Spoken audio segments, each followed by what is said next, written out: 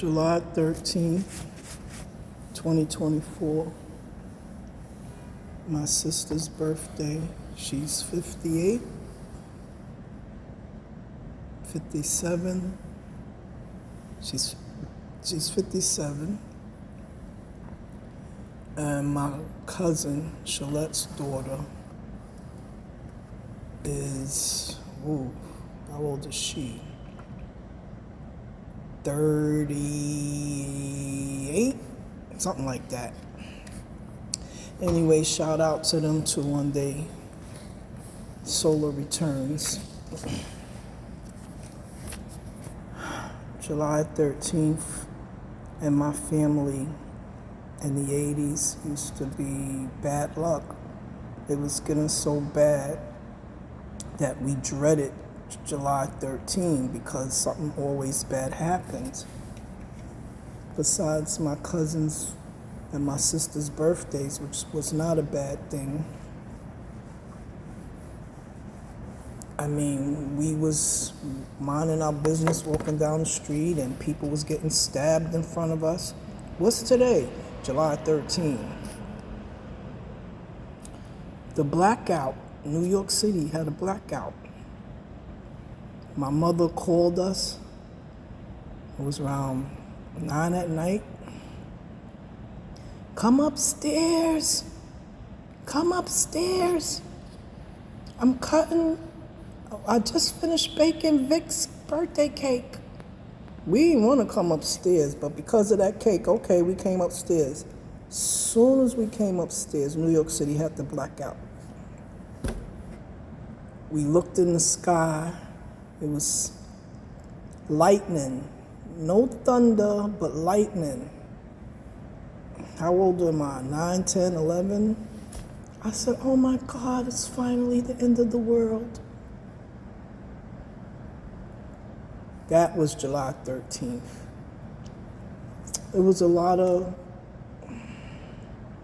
that blackout was in the 70s or whenever, late 70s, early 80s. It was a season of July 13th in my family that was so traumatic. I don't know about my siblings, but it was traumatic. It was traumatic to the family because it wasn't just me. A number of us was like dreading what's going to happen next July 13th. So when the next July 13th came, we stayed indoors or something. We ain't want no problems. So it just so happens to be July 13, 2024. And it's no bad luck today.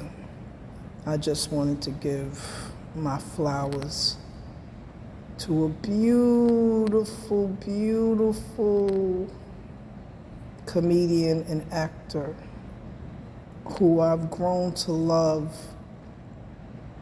besides his acting and his comedic artistry and skills. I've grown to love him as a human being, beautiful black man. And that's Arsenio Hall. When Arsenio came out with his nighttime talk show, I said, okay, Johnny Carson, look out.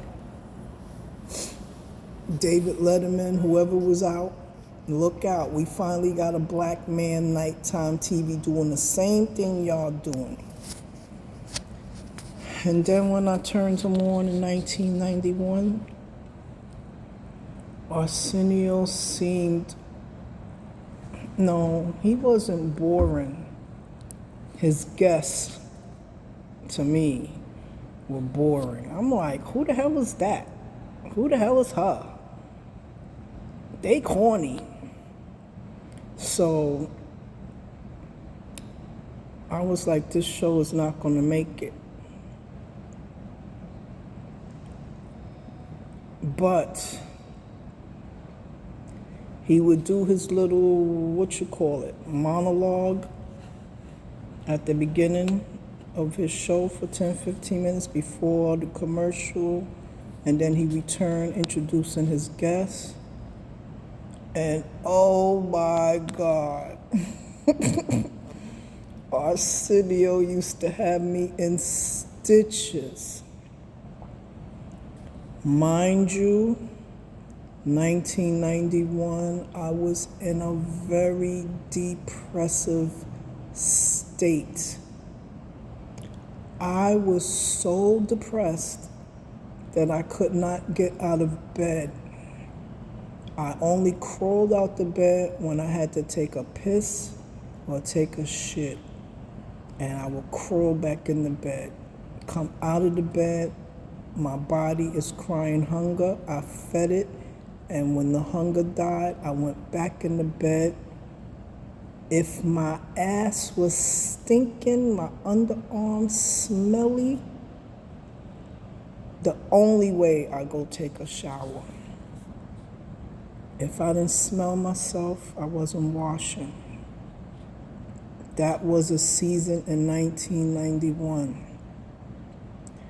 And the only thing that helped me come out of that depression, I had to wait damn near 1 o'clock in the morning for Arsenio Hall's show to come on.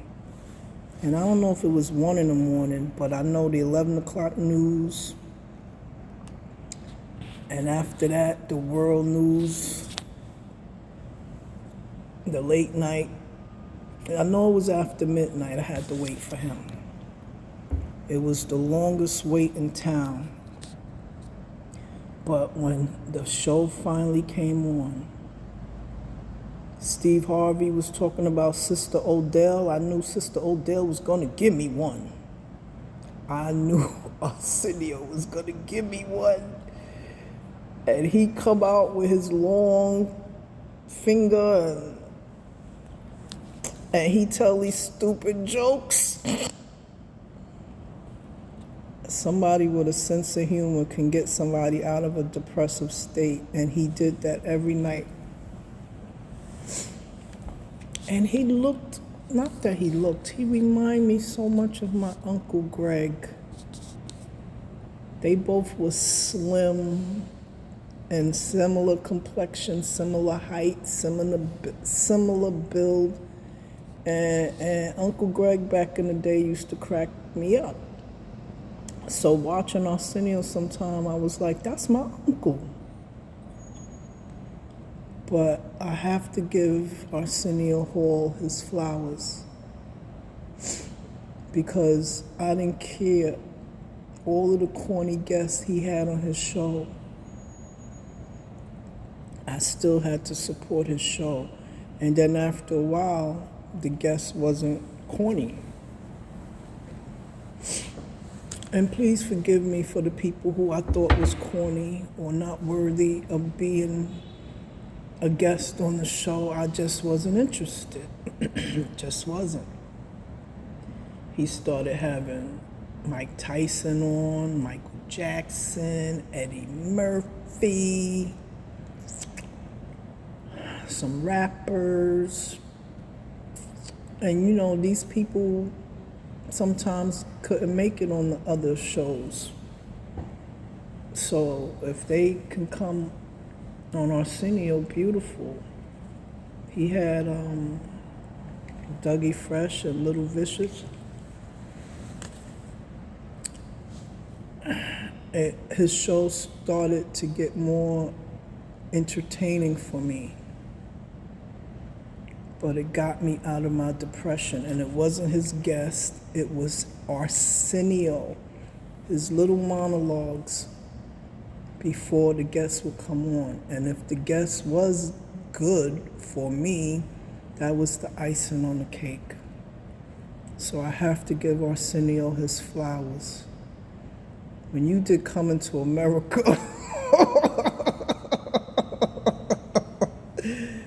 oh my God, that was another one. I was like, wow, where did they come up with this? But Arsenio Hall, I love you. I told myself, if I could ever meet you in person, you would think I'm lying. But I'm not lying. You pulled me through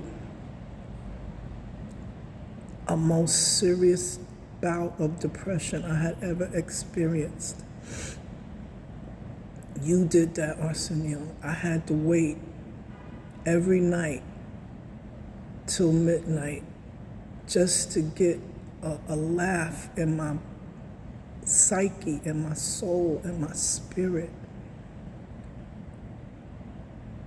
Late or mid 1991 through 1992, you did that. And then you let Minister Louis Farrakhan come on,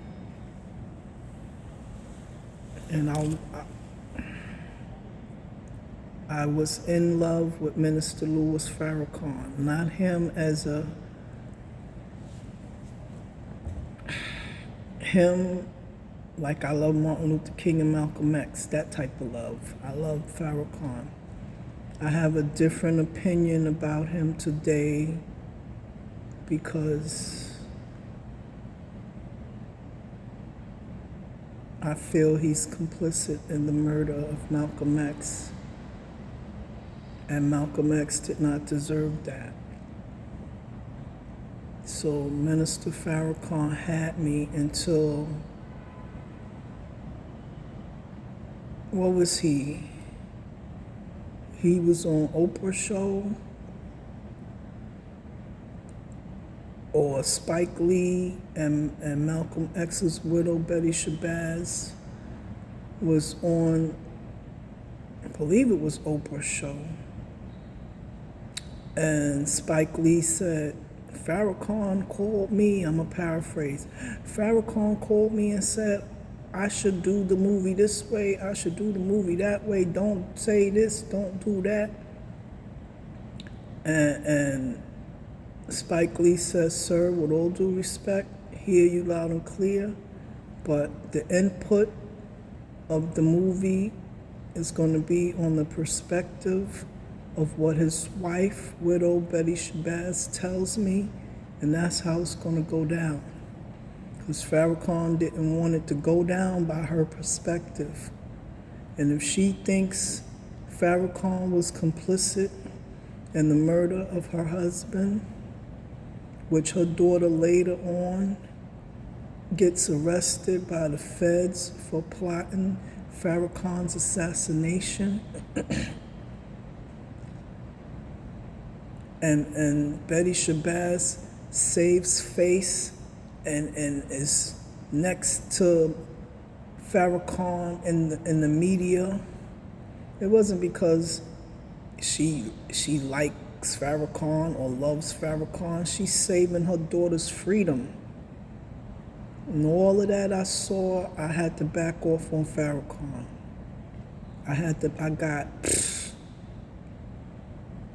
I got a lot of videos and books. I was a subscriber to Final Speaks, Final Call. I got videos, DVDs, 30, 40 of them. Some of them I wanted to be in person. 1985, when he was in New York, Madison Square Garden, I went to work instead and was mad I didn't go to Madison Square. Then I found it on tape, and I purchased the tape. So okay, I wasn't there, but damn it, it's in my house. Arsenio, when you invited Farrakhan, I was still a fan of his. And everything he said, minus the topic of Malcolm X, I even heard him out back then and said, okay, they lying. But it was when Spike Lee would later do the movie that I lost interest in Farrakhan. But I didn't lose interest in Farrakhan when he was on your show. And you gave him a platform, and he said what he said. And was it Paramount? Paramount Pictures, headed by Jews or Jewish-owned corporation, and they was mad that you let Farrakhan come on your show and speak to the masses of the people, black, white, Jew, and Gentile. And the next thing you know, they snatched your show from you. They said, fuck what ratings he can bring. Fuck that nigga. Snatch that nigga's show. Oh my God. I was through, very angry. Every black should have protested, not just black in America. Every black should have protested Paramount when y'all did what y'all did to Arsenio. That was fucked up. Fucked up. And I'm like, what am I gonna do now for my depression? Arsenio's not home. But it wasn't even about me. It wasn't. I just know what he gave me. I was very angry at Paramount, very mad that they took his show because he let Farrakhan come on. And then the beautiful people, the rappers that gave, I think it was his last show, they said, okay, this is your last motherfucking show. And on his last show, Arsenio let the rappers come. Oh, they came up with a beautiful beat and a beautiful cipher. Yo, MC Light. I don't think Queen Latifah was there, but I know Yo, MC Light. Trying to think if there was any other female rappers. Definitely Yo. She was the first one to come out. MC Light came out. KRS-One, Tribe Called Quest.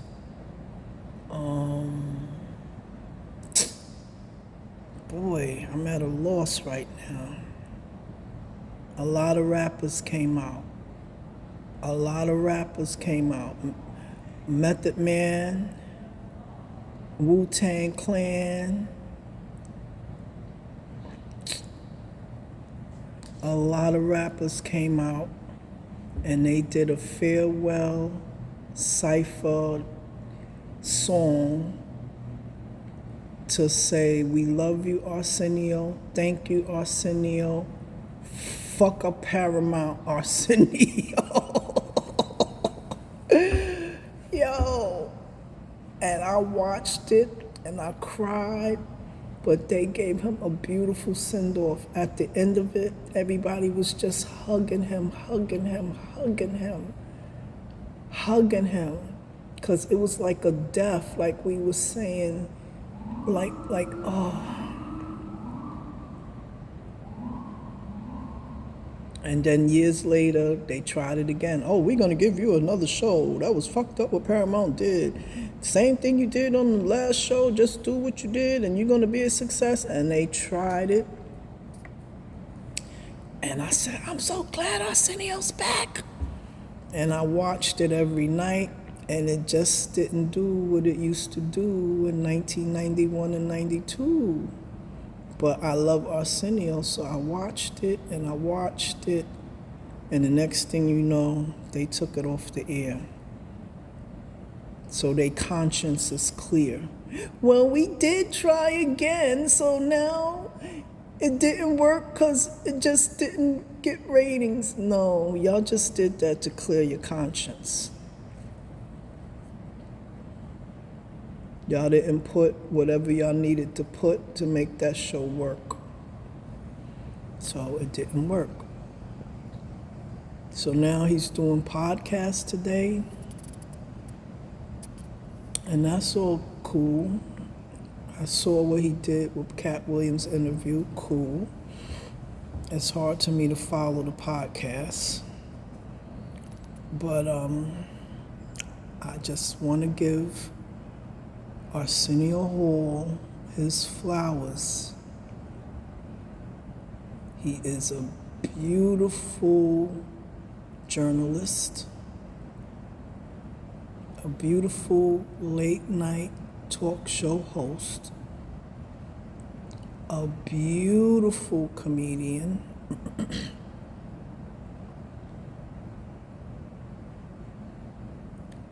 a beautiful black activist, a beautiful black man, a beautiful human being.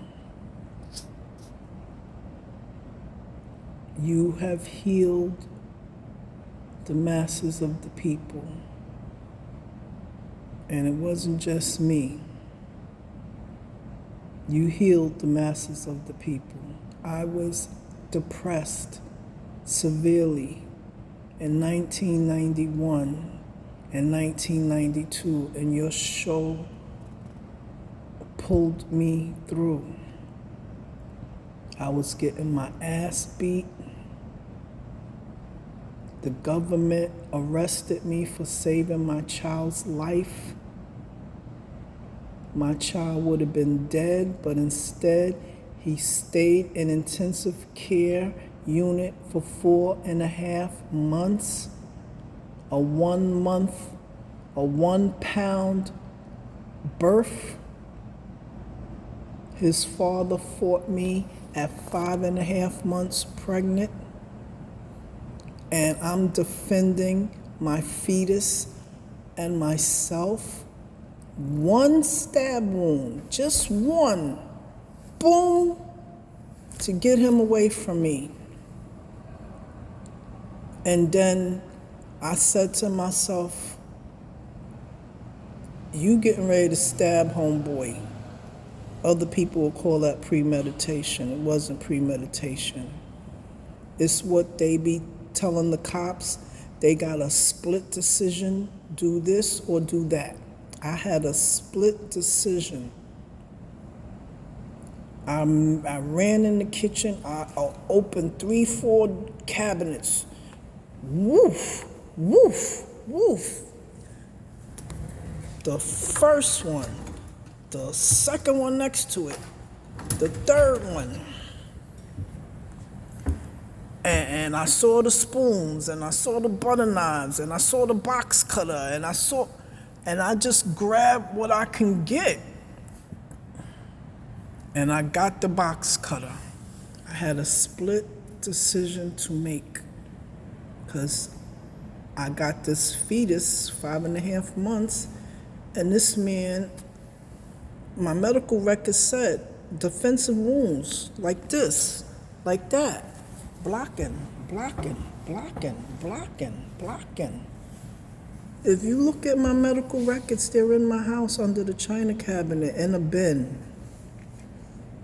It's marked the defensive wounds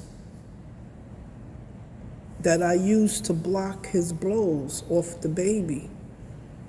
And I ran as fast as I could without harming the fetus, and I opened all those drawers and I grabbed the box cutter, and he came like, this bitch ain't gonna do shit to me, fucking little box cutter. And I took the little blade and pushed it out. That split decision in my head. Girl, you got to stab him, or this beating it's going to continue. And if you stab him, you got to make sure you stab him right. Because if you don't, this nigga gonna kill you. And so he looked at me. I said, Robert, calm down. Your 2 children are babies, Robert and Ramel and Raheem. Your 3 children, they all look at Raheem. Raheem was the youngest at the time, 2 years old. He was so traumatized, he started stuttering. He never stuttered before. It took him 2 years and change, 3 years and change to get out of stuttering. I said, Robert, please, you're hurting me and the children, please, please. And he came closer, and he came closer, and he came closer. And in front of my children, when he charged me, I put the box cutter in his chest. And I saw an expression on his face that told me he was injured. So since that expression told me he was injured, I said, I have to make sure he don't hurt me. And when I realized the box cutter, which the blade cannot go but so far, it ain't like it can grow. It could go but so far. And the so far inches that managed to cut his skin, I went in as far as I could. And once I got in and saw the expression on his face, I twisted it. And whatever flesh that wasn't cut, now it's cut. That nigga fell to the floor. Why am I bringing that up?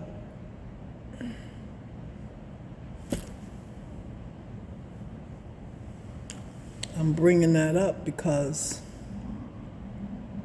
when I got arrested, facing felony charges, assault and attempt murder, when all I was doing was defending myself 5.5 months pregnant from a beating.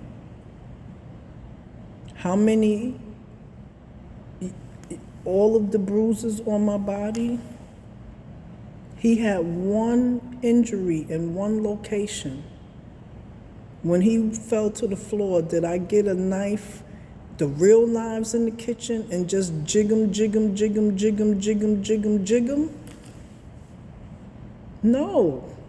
One defensive wound to stop the crime. And the government locked my ass up. And then my water bag broke. It ain't supposed to break until 9 months. I'm 5.5 months. I says, police, I have to go to the hospital. And y'all took me to jail. You didn't take me to a hospital.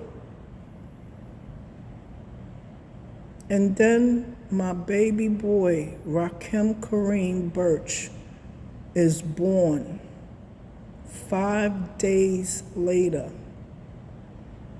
Suffered in my womb, and a white man doctor took his hands, his wrist, and half of his arm and put it all in my vagina. He put all of that. He put all of that in my vagina and put Rakim's 1 pound body in the palm of his hand, wrist, and arm and pulled him out. And I felt like I was raped by 15 men. But he saved, that white man saved my baby's life.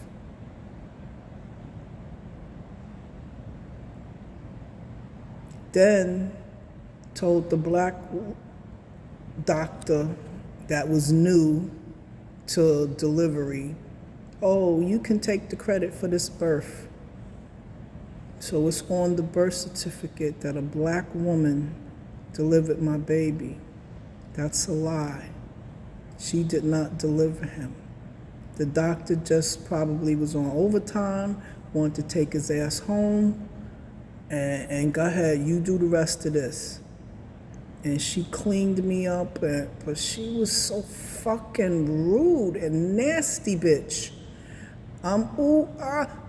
Ooh, shut up, be quiet, you delivered the baby. You said this is your fourth child, and you acting like this. All this dumb shit coming out that bitch face. I said, be humble, don't say nothing, let her do her job. And she cleaned me up. And thank you, ma'am, sorry, doc. And I want to curse that bitch out. But I had a 1-pound baby in the next room. So they'll take it out on my kid. So I had to shut the fuck up. But I bring that up because I'm facing felony charges. My job suspended me at Correction Officer Rikers Island. It was public knowledge. I got my ass whipped and got suspended and got arrested, and my child is fighting for his life in intensive care. I sunk in the deepest depression. And while I'm on suspension, and while my child is fighting for his life, and I can't do nothing really, I'm watching Arsenio Hall. And then when I'm watching the news before Arsenio Hall comes on, a lady named Anita Hill is saying Clarence Thomas should not be nominated or chosen to be the justice on the Supreme Court because he's a sexual harasser. He did ABC, he did XYZ to me. Biden was one of those white Congress people. Fuck what that bitch say. We gonna pick him. Y'all said y'all want a black, here he's a black.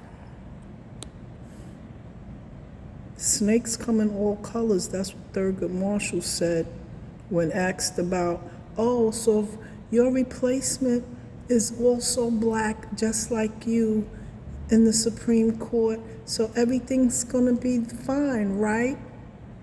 Thurgood Marshall said, snakes come in all colors.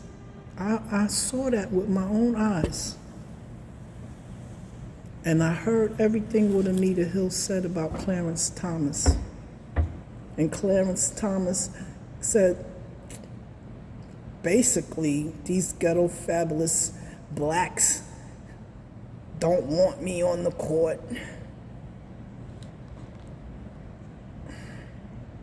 Because of my views. No, because they teased you when you was little. That's why. Because you ugly. You said, I'm gonna fix them.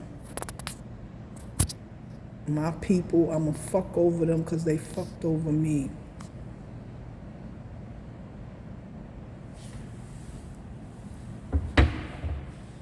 Whatever your coonish reasons was, but they turned around and nominated you. And I was like, what? Then the Kennedy. There was a Kennedy that had a girlfriend and something happened, and I don't want to get the story wrong, but Kennedy and the girl was in a car, and the car somehow got in the river, and Kennedy escaped, but the girl didn't, and the girl died in the car accident or drowned, and he made it. And they want to try him for the murder, and he gets away with the murder.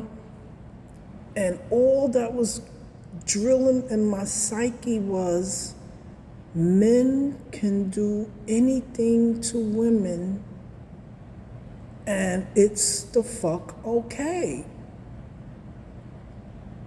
Oh, because you were Kennedy, I can kill a woman, drown her, and the family gets no justice? Oh, ugly ass conservative Clarence Thomas can sexually harass Professor Anita Hill and still make it to the Supreme Court? And Robert Birch can damn near try to kill his child and me? And I act in self-defense and I get ready to lose everything, my child's life, my gainful employment as a correction officer on Rikers Island, lose my children, lose my home, lose my freedom, denied justice.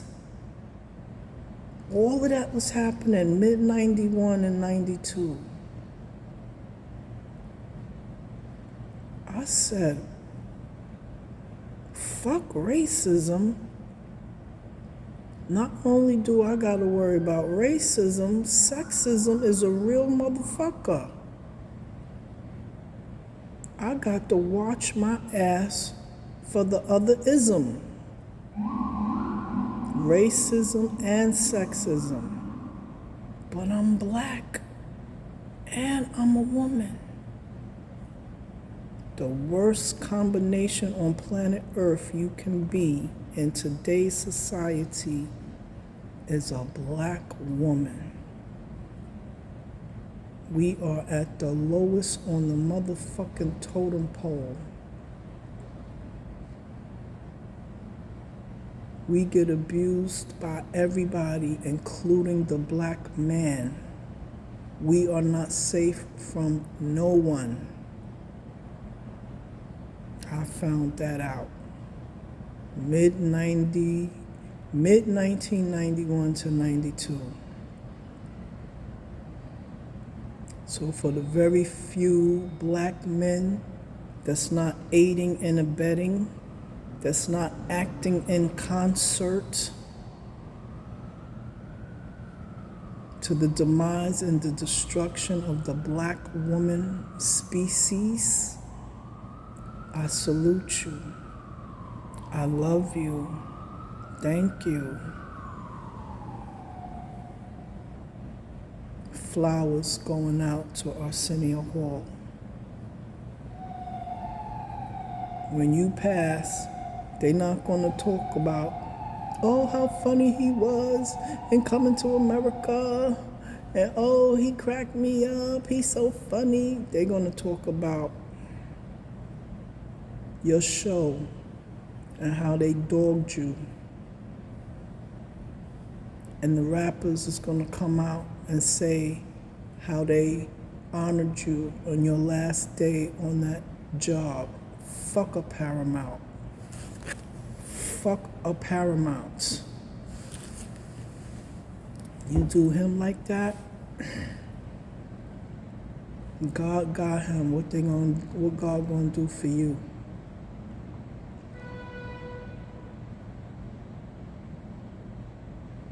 Thank you, Arsenio Hall, for your activism. They're going to talk about your work, but I know what your work is. You heal the sick and the depressed. That's what your work did.